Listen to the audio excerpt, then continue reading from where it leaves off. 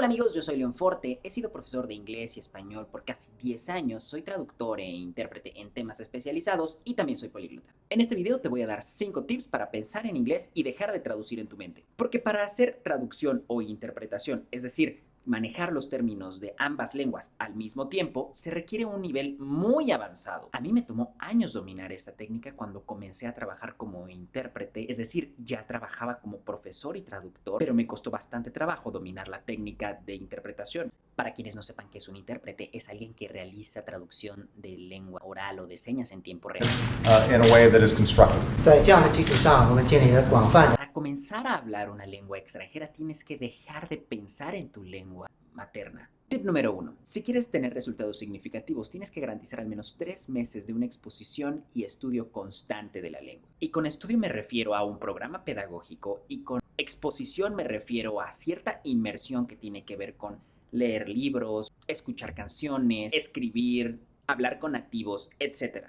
Aquí hay que notar que el tipo de exposición que tengas tiene que ser comprensible para ti, por lo que el tipo de inmersión variará dependiendo de tu nivel. Coméntame qué tipo de exposición tienes aquí abajo. Puedes pegar cualquier tipo de link como canciones, podcasts que te gusten, etc. Todo esto es para que tu cerebro se acostumbre a este nuevo código, el cual tiene que aprender a manejar. Esa es la meta al final de todo, que tu cerebro aprenda a codificar y a decodificar este nuevo código llamado lengua inglesa. Número 2. Crea glosarios.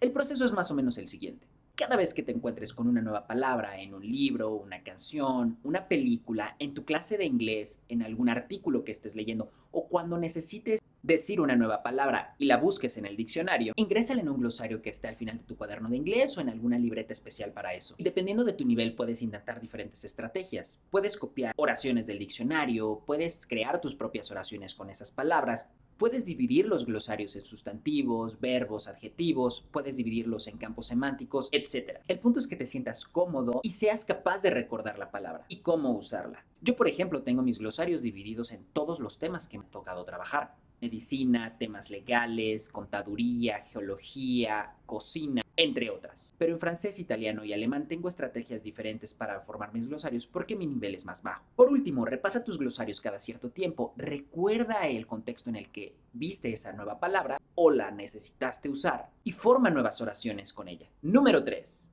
Aprende gramática. Esto es aburrido para muchos, pero eso es porque muchas escuelas y profesores no la saben enseñar bien. En la descripción te dejo un video en donde doy tips para escoger a la persona que se encargará de tu proceso de aprendizaje. Ese punto en específico se trata más o menos entre el segundo 30 y el minuto 3 y medio. Volvamos. Estudiar gramática es fundamental para llegar a niveles intermedios y avanzados de una lengua extranjera porque es solo a través de ella, de la gramática, que uno va a poder comenzar a dejar de pensar en el orden de su lengua materna y comenzar a seguir el orden y la lógica de la lengua extranjera que está aprendiendo.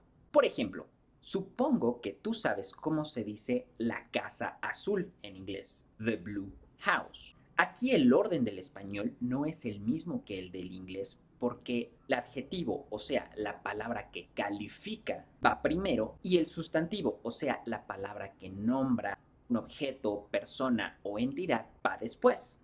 Adjetivo blue, sustantivo house. Y tenemos que interiorizar eso para poder construir estructuras en esa lengua que estamos estudiando, en inglés, para pensar en inglés. Ahora voy a dar un ejemplo más avanzado.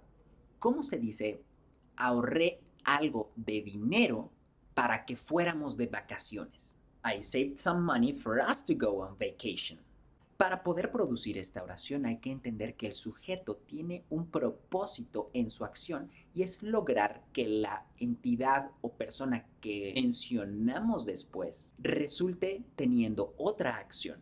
Y esto se expresa a través de la oración simple I saved some money. Luego la preposición for. Luego, en este caso, el pronombre de objeto para la primera persona del plural us. Y luego el infinitivo, que es la partícula to más la forma base del verbo go. Y luego la expresión on vacation. Y para muchos esto puede sonar muy complicado, pero realmente no es una idea que sea así como muy fuera de lo común, muy compleja. Ahorré algo de dinero para que podamos ir de vacaciones. Si no puedes decir esto, difícilmente eres un alumno intermedio, o sea, difícilmente tienes un B1, Ojo, en tus habilidades de producción, que son speaking y writing, que son las habilidades que te piden producir un mensaje sobre ese código llamado lengua inglesa. Tip número 4. Identifica las expresiones que tienes en tu habla cotidiana. ¿Y a qué me refiero con expresiones? Son formas de comunicar ideas que usan cierto lenguaje figurado y cuyo significado no es literal. Por ejemplo, la expresión aguas. En inglés no vas a decir waters, ¿verdad? Hay que investigar o preguntarle a un nativo cómo se dicen, cómo se expresan esas ideas. En inglés puede ser watch out, be careful, pay attention, dependiendo del contexto.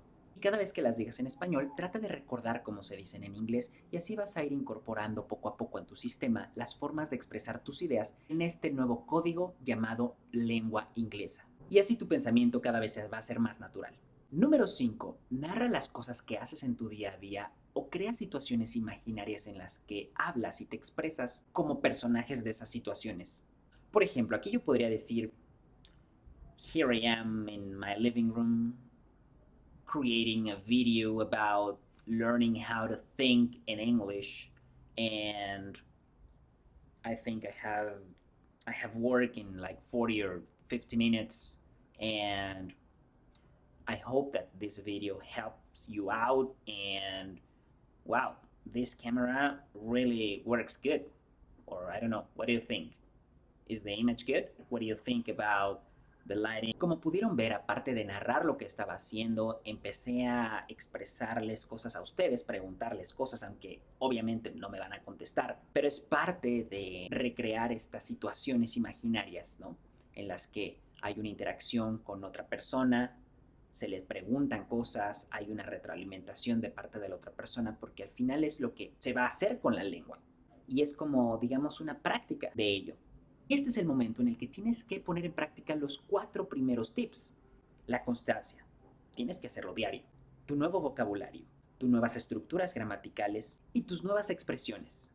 Poco a poco vas a poder hacerlo con más y más naturalidad y, lo más importante, sin depender del español. Sin traducir. Ahora solo te falta pronunciar bien. Te invito a ver mis videos donde enseño cómo pronunciar distintos sonidos en inglés. Los podrás encontrar en la descripción de abajo. See you later.